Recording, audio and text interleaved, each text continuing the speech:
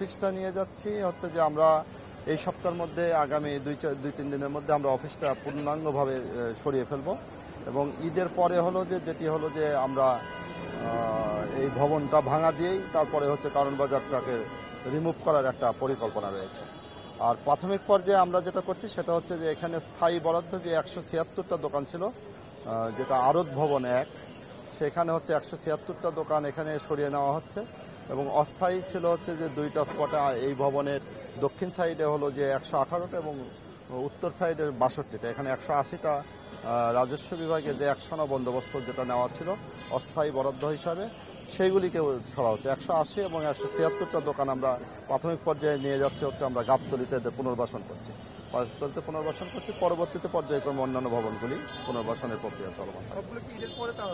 ঈদের পরে যে কোনো সময় এটা ভাঙা। ঈদের আগে অফিস সরে যাচ্ছে, ফাঁকা হয়ে যাচ্ছে, কিন্তু ভাঙা হচ্ছে না।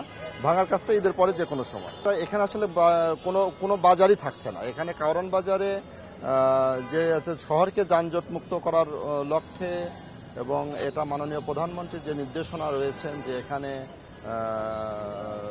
শহরকে সুন্দর করার এবং এখানে 2010 সালে যে আপনারা নিশ্চয়ই জানেন যে 2010 সালে বুয়েট কর্তৃক একটা প্রতিবেদন দেওয়া হয়েছে যে এই মার্কেটগুলি, কারণ বাজারের যে মার্কেটগুলি, স্থায়ী ভবনগুলি, এই ভবনগুলি হলো যে রেক্টোফিটিং করার একটা নির্দেশনা দেওয়া হয়েছিল। যে পরবর্তীতে দেখা গেল রেক্টোফিটিং করতে যে কস্টিং সেটা আসলে না করাটাই শ্রেয়।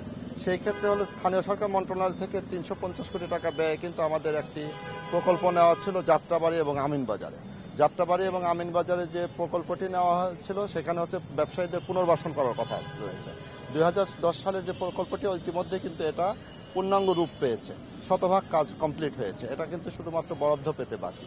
পুরো কারণ বাজারকে 38 বিঘা জমির উপরে একটা বিজনেস হাব করার পরিকল্পনা আছে।